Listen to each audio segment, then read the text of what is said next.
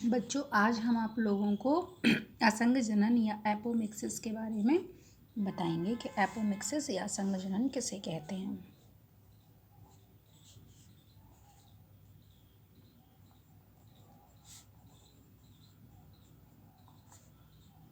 Apomixis आप लोगों को हमने लास्ट क्लास में पढ़ाया था पार्थेनोकार्पिक फ्रूट पढ़ाए थे। और पार्थेनोकार्पिक जो फ्रूट होते हैं, जिस प्रोसेस से वो बनते हैं उसे बोलते हैं पार्थेनोकार्पी। तो वो किस प्रोसेस से बनते थे? बिना निषेचन के। बिना निषेचन के क्या बनते थे? फल। या विदाउट फर्टिलाइजेशन क्या फॉर्म होते हैं? फ्रूट फॉर्मेशन होते हैं, जिसे हम पार्थेनोकार्पी कहते हैं। तो असंग जनन भी वही प्रोसेस है, बट डिफरेंस क्या है? एपोमिक्सिस ये भी क्या है? बिना निषेचन के क्या बनाते हैं? सीड बनाते हैं या बीज फॉर्म करते हैं। तो जब बिना निषेचन के फल बने तो पार्थेनोकार्पी, और असंगजन जब बिना निषेचन के या विदाउट फर्टिलाइजेशन क्या फॉर्म हो? हमारा सीड फॉर्म हो, तो इसको हम क्या कहते हैं? पार्थेनोकार्पी कहते हैं। सॉरी, सीड फॉर्म हो तो एपोमिक्सिस और फल फॉर्म हो तो पार्थेनोकार्पी। तो हम पढ़ रहे हैं असंचरण। तो असंचरण में हम क्या बोलेंगे? Without seed formation, without fertilisation the seed formation जब हो जाता है तो हम क्या कहते हैं? उसको एपोमिक्सिस कहते हैं। एपोमिक्सिस जो है वो सेक्सुअल और असेक्सुअल दोनों ही रिप्रोडक्शन का मिमिक्स है। देखो कैसे, यहाँ पे हमने बोला बिना निषेचन के एपोमिक्सिस है ये, बिना निषेचन के। ठीक है, तो बिना निषेचन के, तो बिना निषेचन या फर्टिलाइजेशन किस में नहीं होता है? असेक्सुअल रिप्रोडक्शन में। जो असेक्सुअल रिप्रोडक्शन हमने 11th क्लास में या सेक्सुअल रिप्रोडक्शन के बारे में आपको बताया था, या आगे भी हम पीछे भी पढ़ चुके हैं। तो असेक्सुअल रिप्रोडक्शन जब होता है तो उसमें रिप्रोडक्शन फर्टिलाइजेशन नहीं होता है। ठीक है, लेकिन तो ये किस, अब बिना विदाउट निषेचन या फर्टिलाइजेशन तो असेक्सुअल टाइप हो गया। सीड फॉर्म हो रहे हैं, ठीक है, तो सीड फॉर्म होना किसका कैरेक्टरिस्टिक है? सेक्सुअल रिप्रोडक्शन का है। इसलिए हम ये कह सकते हैं कि एपोमिक्सिस जो है सेक्सुअल और असेक्सुअल दोनों ही रिप्रोडक्शन का मिमिक्स है। अब जो यहाँ पे हम बात करें पार्थेनोकार्पी असंग जनन की हम बात करें, तो असंग जनन जो है वो 2 टाइप्स का हो जाता है। कितने टाइप का होता है? 2। अच्छा, इस टाइप की जो एग्जाम्पल है एपोमिक्सिस किस में पाई जाती है? कुछ ग्रासेस में और एस्टरेसी फैमिली के जो प्लांट्स होते हैं उसमें एपोमिक्सिस देखने को मिलती है। मतलब ये जो इनके अंतर्गत जो प्लांट्स रखे गए हैं उनमें बिना फर्टिलाइजेशन के ही सीड फॉर्म हो जाते हैं या एपोमिक्सिस हो जाता है। इसके टाइप देखें तो इसके मोस्टली 2 टाइप हैं। पहला है आपका एगेमोस्पोरी, एगेमोस्पर्मी, और दूसरा है एडवेंटिव पॉली एम्ब्रियोनी या एम्ब्रियोनी।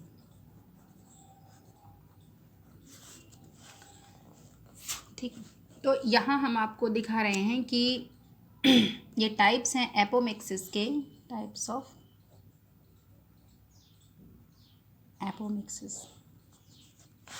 अब ये चीज़ जानने के लिए आपको ये याद होना चाहिए कि किस तरीके से एक ओव्यूल में एग सेल का फॉर्मेशन होता है, या एग्स आपका जो ओव्यूल है उसका स्ट्रक्चर याद होना चाहिए आपको।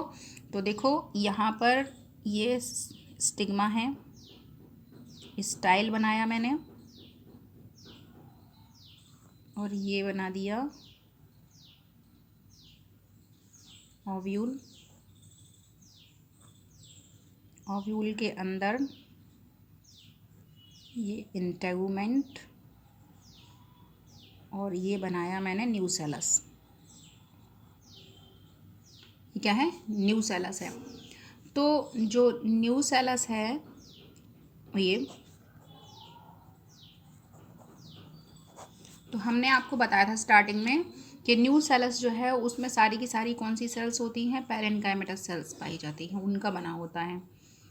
तो न्यूसेलस की कोई भी एक सेल जो होती है वो क्या हो जाती है, अपने साइज़ में बड़ी हो जाती है इस तरीके से, जिसे हम आर्चीस्पोरियल सेल कहते हैं। क्या बोलेंगे उसे? आर्चीस्पोरियल सेल बोलते हैं। अब आर्चीस्पोरियल जो सेल है वो डिवाइड होती है माइटोटिकली या ट्रांसवर्सकली। तो जब इसमें ट्रांसफर डिवीज़न होगा या माइटोसिस डिवीज़न होगा तो आर्चीस्पोरियल सेल से कितनी सेल बनती थी? 2। एक हमारी बनती थी प्राइमरी पैराइटल सेल और एक बनती थी हमारी primary megaspore mother cell. ठीक है, primary megaspore mother cell. ठीक, तो अब ये वाली जो अभी ये जो 2n है, ये जो सेल्स हैं न्यूसेलस है उसकी जो एवरी सेल्स है वो कैसी है? हमारी 2n है, मतलब कि डिप्लॉयड है।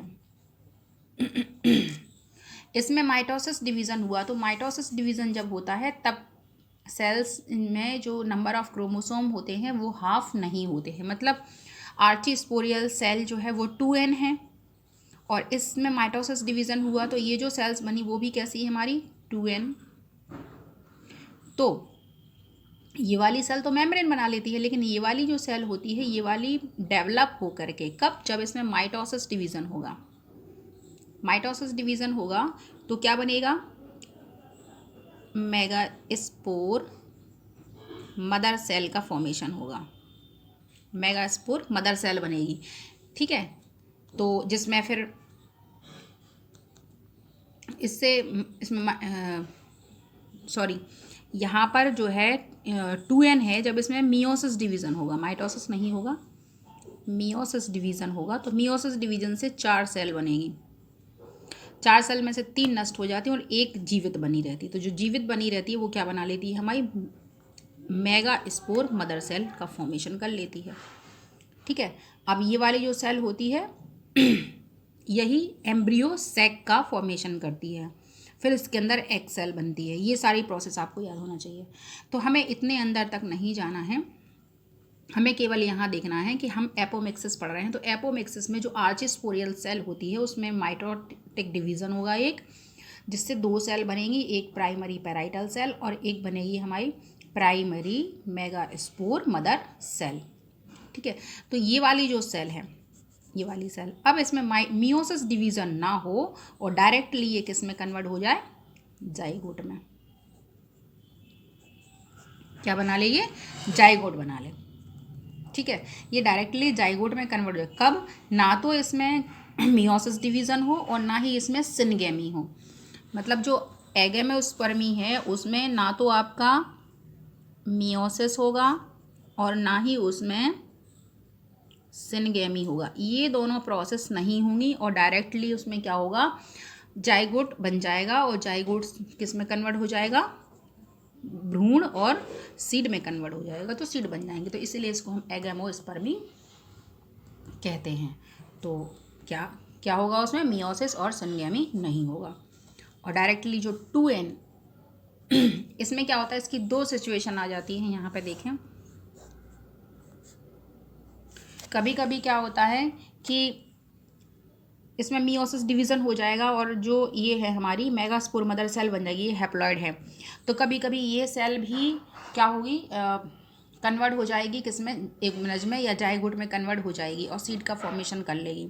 तो ये n है। तो कुछ जो सेल्स होती हैं वो हैप्लॉइड हो जाती हैं और कुछ 2n या डिप्लॉइड बनती हैं। तो जो हैप्लॉइड वाले सेल्स कन्वर्ट होते हैं किसमें? सीड में। ऐसे सीड जो है वो जर्मिनेट नहीं होते हैं, ऐसे सीड जर्मिनेट नहीं होते हैं।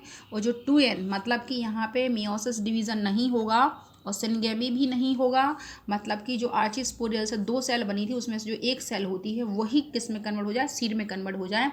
तो ऐसी सेल 2n होगी। तो ऐसी इससे जो सीड बनेंगे वो जर्मिनेट हो जाते हैं, वो जर्मिनेट हो जाते हैं। इनका यूज़ होता है, इनका कोई यूज़ नहीं रह जाता है। दूसरा हमारा जो है सेकेंड टाइप जो है हमारा वो है एडवेंटिव एम्ब्रियोनी। ये पॉली एम्ब्रियोनी का भी एग्जाम्पल है। क्यों है पॉली एम्ब्रियोनी का भी बताते हैं। तो एडवेंटिव एम्ब्रियोनी में क्या होता है कि इसमें बहुत सारे सीड बनते हैं, लेकिन किससे बनते हैं? तो देखो ये हमारा भ्रूण कोश है या एम्ब्रियो सैक है। एम्ब्रियो सैक में ये इंटेगुमेंट है, माइक्रोपाइल है, ठीक है।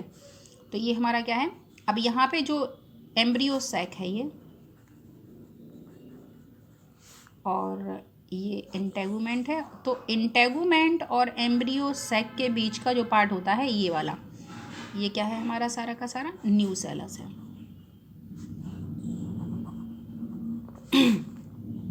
तो न्यूसेलस की जो सेल्स हैं वो क्या करेंगी, डिवीज़न करके डिवाइड हो के क्या करेंगी, यहाँ पर धस जाती हैं, यहाँ आ जाती हैं, यहाँ चली जाएंगी, एम्ब्रियो सैक के अंदर चली जाएंगी। और जितनी सेल अंदर चली जाएंगी उतने ही सारे क्या बन जाएंगे, वो जाइगोट बनाएंगे। और जाइगोट किस में कन्वर्ट हो जाएंगे, सीड में कन्वर्ट हो जाएंगे।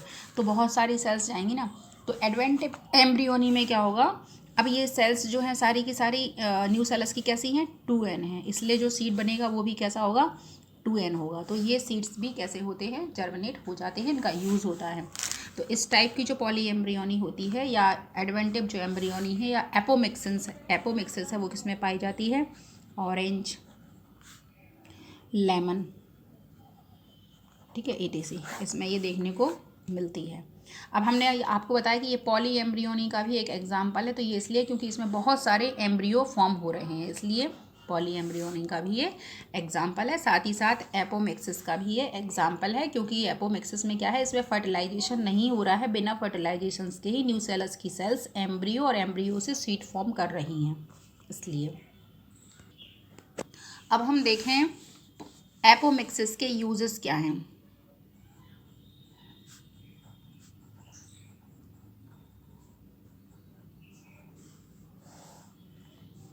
तो सबसे पहला यूज़ तो हमारा ये हो जाता है कि जो हाइब्रिड सीड मार्केट में मिलते हैं,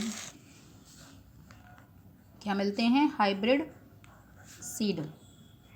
हाइब्रिड सीड का मतलब होता है कि कुछ सीड्स जो होते हैं या क्रॉप्स जो होती हैं, सीड्स होते हैं, उनको अच्छी बेस्ट वैरायटी के फ्रूट या क्रॉप्स को प्रोडक्शन करने के लिए उनमें विशेष तरीके से फर्टिलाइजेशन या पॉलिनेशन करा के, फिर फर्टिलाइजेशन करा के वो सीड्स प्रिपेयर किए जाते हैं, ठीक है। तो उनको हम हाइब्रिड सीड कहते हैं। जैसे मान लीजिए कि एक ऑरेंज का प्लांट है, तो ऑरेंज जो है वो अच्छी क्वालिटी का नहीं है, उसमें जो जूस निकलता है वो ज़्यादा मात्रा में नहीं निकलता है।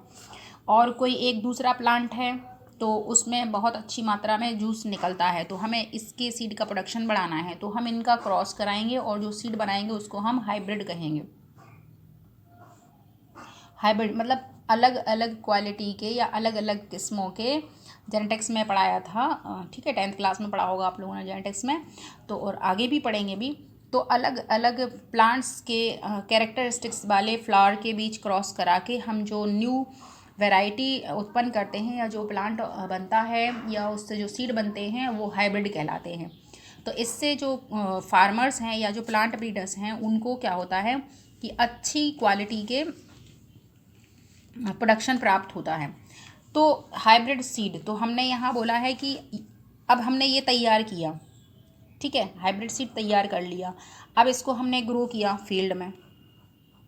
तो यदि इसमें सभी में फर्टिलाइजेशन होगा, सभी में फर्टिलाइजेशन होगा, तो फर्टिलाइजेशन तो कैसा भी हो सकता है। अब यहाँ पर जो इंसेक्ट्स हैं वो किसी दूसरे फ्लावर के भी पॉलन्स को लेके आ सकते हैं, ठीक है, बाहर से कहीं से। ऐसा ये ज़रूरी नहीं है कि इसी प्लांट का इसी पे हो जाए, क्योंकि इंसेक्ट्स जो है या एयर के थ्रू दूसरे प्लांट से भी अपने पॉलन्स आ सकते हैं। तो इससे जो सीड बनने वाले होंगे उन सीड में क्या होगा कि कुछ ना कुछ वेरिएशंस डेवलप हो सकता है, ठीक है, कोई ना कोई वेरिएशंस डेवलप होगा।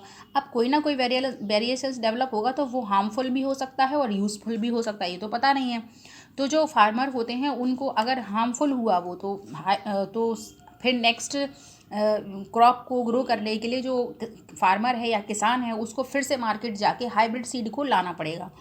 तो जो फार्मर्स होते हैं उनको हर साल नए हाइब्रिड सीड बाज़ार से ख़रीद के लाने पड़ते हैं क्रॉप्स को ग्रो करने के लिए। लेकिन अगर उसमें फर्टिलाइजेशन ना हो, एपोमिक्सिस के थ्रू ही वो सीड बनेंगे तो क्या होगा कि हमें सेम टू सेम जैसे सीड थे वैसे ही सीड मिलेंगे, क्योंकि उसमें सेक्सुअल रिप्रोडक्शन तो हो नहीं रहा, बिना फर्टिलाइजेशन के ही तो सीड डेवलप हो रहा है, तो बिल्कुल सेम टू सेम वैसे ही हमें क्लोन्स प्राप्त होंगे। और जब क्लोन्स प्राप्त होंगे तो उनमें वेरिएशंस तो होगा ही नहीं, ठीक है, क्योंकि क्लोन्स जो होते हैं वो तो हूबहू उसी के जैसे उसमें कोई भी वेरिएशंस या कोई भी विभिन्नता नहीं होती है। तो ये सबसे बड़ा यूज़ है किसके लिए, किसानों के लिए। दूसरा, इस प्रोसेस से जो प्लांट ग्रो होते हैं वो नॉन इन्फेक्टेड होते हैं, मतलब उनमें कुछ भी इन्फेक्शन की संभावना नहीं रह जाती है। अब हमारा नेक्स्ट है पॉली एम्ब्रियोनी। किसे कहते हैं? पॉली एम्ब्रियोनी या बहु भ्रूणता, ठीक है, बहुत सारे भ्रूण तो बहुभ्रूणता। पॉली मैनी एम्ब्रियो, तो नाम से ही है कि जब बहुत सारे एम्ब्रियो का फॉर्मेशन हो तो उसे हम बहुभ्रूणता कहते हैं। मोस्टली जो एक हमारा ओव्यूल है उस ओव्यूल के अंदर एक ही एम्ब्रियो सैक होता है और उसमें एक ही एग सेल होती है, और उस एक एग सेल से उस एक सेल से ही एक ही सीड का फॉर्मेशन होता है, या सीड से पहले क्या बनेगा, एम्ब्रियो बनेगा, ठीक है, एक एम्ब्रियो। तो मोस्टली एक एम्ब्रियो बनता है तो कोई बात नहीं, लेकिन जब जो ओव्यूल है उसके अंदर बहुत सारे एम्ब्रियो सैक बन जाएं, और तो जो एम्ब्रियो सैक बने हैं सभी के अंदर एग सेल होगी, तो सभी की जो एग सेल है वो सारी की सारी किस में कन्वर्ट हो जाएगी, एम्ब्रियो में कन्वर्ट हो जाएगी। इट मीन्स यहाँ पर बहुत सारे एम्ब्रियो फॉर्म होंगे, जितने हैं 1 2 3 4 5 6 7, तो 7 एम्ब्रियो का फॉर्मेशन होगा, इसलिए हम इसको क्या कहेंगे, पॉली एम्ब्रियोनी। तो ये तो बात हो गई किसकी, कि जब एक से ज़्यादा एम्ब्रियो फॉर्म होते हैं ओव्यूल के अंदर या ओवरी के अंदर, तो उसको हम क्या कहते हैं, बहुभ्रूणता कहते हैं। अब इसके 2 टाइप्स हैं, मोस्टली इसके कितने टाइप हैं, 2। पहला हमारा है सिंपल पॉली एम्ब्रियोनी, और दूसरा हमारा है मिक्स्ड। इसके अलावा 1-2 और हैं तो वो भी बताएंगे आपको। तो सिंपल वाले में क्या होता है कि ये वाली सिचुएशन आ जाती है सिंपल वाले में, मतलब जो हमारा ओवरी है उसके अंदर बहुत सारे ओव्यूल होंगे और उसके अंदर बहुत सारे एम्ब्रियो सैक होंगे, तो वो सारे के सारे जो एम्ब्रियो सैक हैं उसके अंदर एग सेल बनेगी और बहुत सारे उसके अंदर क्या बन जाते हैं, एम्ब्रियो बन जाते हैं। मान लीजिए कि जो ब्रेसिका है उसके अंदर ये बहुत सारे ओव्यूल हैं, बहुत सारे ओव्यूल हैं, और उन ओव्यूल के अंदर क्या होंगे, एम्ब्रियो सैक होंगे, वो सभी के अंदर क्या होंगे, एग सेल होगी, ठीक है। तो 1 2 3 4 5 6 जितने एग हैं उतने सारे सीड या एम्ब्रियो का फॉर्मेशन हो जाएगा। तो ये हमारा सिंपल सिचुएशन आ जाती है। दूसरी जो हमारी सिचुएशन है मिक्स्ड वाली, उसमें क्या होता है कि एक ओवरी के अंदर एक ही ओव्यूल है और उस ओव्यूल के अंदर एक ही एम्ब्रियो सैक है। ये क्या थे, बहुत सारे एम्ब्रियो सैक, ये भी एम्ब्रियो सैक है, लेकिन यहाँ पर एक ही एम्ब्रियो सैक है, उसके अंदर एक एग सेल है और ये सिनर्जिड सेल्स हैं, एंटीपोडल सेल हैं। तो ये सेल्स जो हैं ये सारी की सारी किस में कन्वर्ट हो जाएं, एम्ब्रियो में। कितने एम्ब्रियो बन जाएंगे, 6।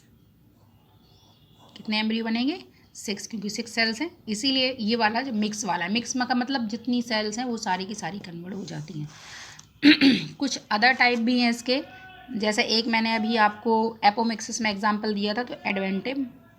तो एडवेंटिव एम्ब्रियो में क्या होता है कि हमने आपको बताया था कि इसमें जो एम्ब्रियो सैक है उसके बाहर जो सेल्स होती हैं वो कौन सी होती है, न्यूसेलस। तो न्यूसेलस की सेल्स क्या होती हैं, यहाँ पर आकर धंस जाती हैं, अंदर आ जाएंगी, और जितनी सेल्स आ जाएंगी अंदर वो सारी की सारी किस में कन्वर्ट हो जाती हैं, एम्ब्रियो में कन्वर्ट हो जाती हैं। इसके अलावा कभी कभी क्या होता है कि जो ये एग सेल है ये, तो ये फर्टिलाइज्ड होगी और ये किस में कन्वर्ट हो जाएगी, जाइगोट में कन्वर्ट हो जाएगी। जाइगोट में कन्वर्ट होने के बाद इसमें क्लीवेज होगा या माइटोटिक डिवीज़न होगा। तो मान लीजिए ये जाइगोट है, तो इसमें मान लीजिए कि इसके कितने पार्ट हो गए, 4 हो गए, तो 4 एम्ब्रियो बन जाएंगे। या मान लीजिए इसके 10 टुकड़े हो गए, तो कितने बन जाएंगे, 10 एम्ब्रियो बन जाएंगे। तो इस तरीके से जितने इसके टुकड़े हो जाते हैं उतने ही न्यू एम्ब्रियो फॉर्म हो जाते हैं।